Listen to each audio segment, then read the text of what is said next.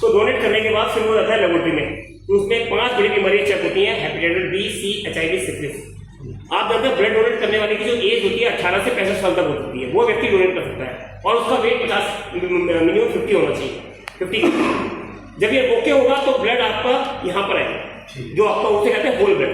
Whole blood आने के बाद ये एक मशीन होती है इसमें इस टाइप से, ये पहुंच, ये सेंट्रीफ्यूगल मशीन है। सेंट्रीफ्यूगल जैसा आपने पढ़ा है बेटा, सेंट्रीफ्यूगल फोर्स क्या होता है, सेंटर की तरफ जो फोर्स होता है उसे सेंट्रीफ्यूगल फोर्स कहते हैं। जैसे दूध से वो निकालते हैं, कहते हैं मक्खन निकालते हैं, दही दही चलाते हैं ना, मक्खन निकल जाता है, मक्खन अलग हो गया, क्रीम अलग हो गई, वैसे ही सेम चीज से होता है।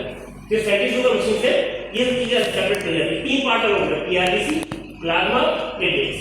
तो ये चीज कराएगी PRBC, जो हमें जब कभी आपको मालूम है कि हमारे टोटल ब्लड ग्रुप हमारे पास 9 होते हैं, A positive, A negative, B positive, B negative, O positive, O positive, O negative और AB पॉजिटिव, AB नेगेटिव, और एक बॉम्बे ब्लड ग्रुप होता है।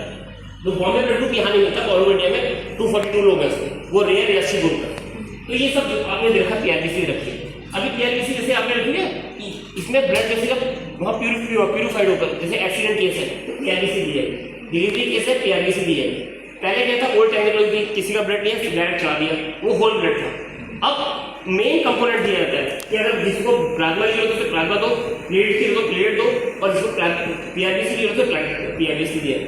तो ये समझा गया कि हर एक ग्रुप है, जितने नेगेटिव है वो रेयर ग्रुप होते हैं।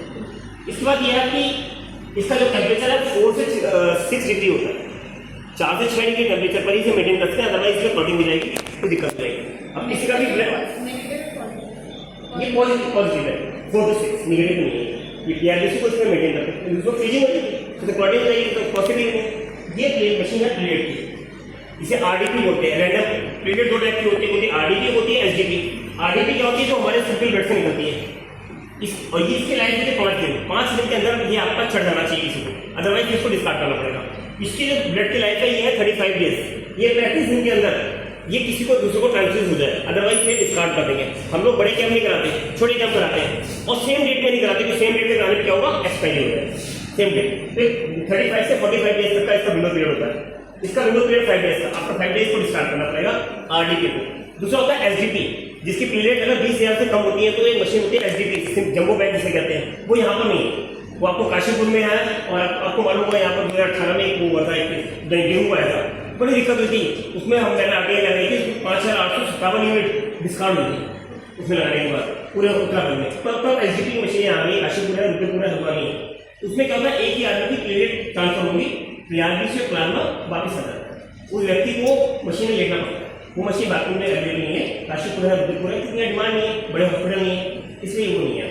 और यहाँ पर RDP की अभी डिमांड नहीं है, जब होगी तो जो हमारा ब्लड डोनेट करें उसके प्लेटलेट को अलग करें। ये प्लेट प्लाज्मा में कन्वर्ट हो जाती है, या अगर भी यूज नहीं करते तो। ये है आपका प्लाज्मा। प्लाज्मा की 3 मशीन है। ये प्लाज्मा होता है बॉडी का, जैसे हमारा जो 400 ml ब्लड डोनेट करा तो उसमें 150 ml के आसपास, ये मैक्सिमम 55% तक प्लाज्मा होता है।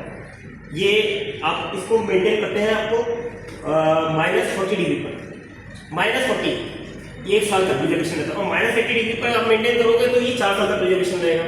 इसका फंक्शन क्या है, डिलीवरी केस में ब्लीडिंग हो रही है, रुक नहीं रही, तो उसको प्लाज्मा दिया जाएगा। जैसे अभी आपने देखा एरोप्लेन क्रैश हुआ था, तो उसमें क्या हुआ था, जो आदमी जो बचा होगा उसको तुरंत प्लाज्मा चढ़ाया होगा, कि जो बर्न केस में प्लाज्मा दिया जाएगा, और इसको मेल्ट करना, इसको मशीन में तो -40 पर मेल्ट करके चढ़ाया जाएगा प्लाज्मा, वही बॉडी को रिकवरी करता है। जब आदमी जब जलता है तो उसका बॉडी का प्लाज्मा खत्म हो जाता है, तो प्लाज्मा इससे रिकवरी होती है, और दूसरा ब्लीडिंग रुकने की, पानी की कमी हो जाती है ना, तो सबसे पहले ये चीज को दी जाती है।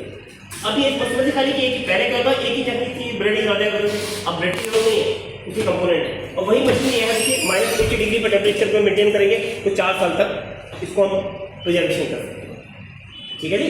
और ये तीनों कंपोनेंट होगा। ये इसका है कि अगर जो भी ब्लड देंगे उसको यहाँ पर लेकर आएंगे, क्योंकि एंटी बैक्टीरियल ब्लड, जैसे हाथ से छुआ जरा से कोई बैक्टीरिया आता है तो बिल्कुल कोई बीमारी उसमें नहीं है, इसलिए यहाँ पर सारा कुछ का प्रोटोकॉल फॉलो किया जाता है। तो ये है PRBC, प्लाज्मा, प्लेट, 3 चीज़ें यहाँ पर करिए। और एक और होता है जम्बो पैक। जम्बो पैक जो SDP की मशीन है वो यहाँ पर अवेलेबल नहीं है, वो उसके लिए भरते, ठीक है जी। अमेरिका वगैरह में एक फैसिलिटी है, वहाँ पे 4 साल के लिए जो हमारा ब्लड है उसको मेजर किया जाता है, यहाँ पर सिर्फ 35 दिन की टेक्नोलॉजी, 35 से 45 दिन तक। तो कोई लोग करते हैं 400 यूनिट का ब्लड डोनेशन कैंप, वो सेम डे में एक्सपायर हुआ अगर वो रोटेशन में निकला नहीं तो निकलना भी जरूरी होता है। ये नहीं कि हमने कैंप करा दिया 100 यूनिट का और वो ब्लड से निकलेगा नहीं, वो डिस्कार्ड करना पड़ेगा, इसलिए बहुत जरूरी है।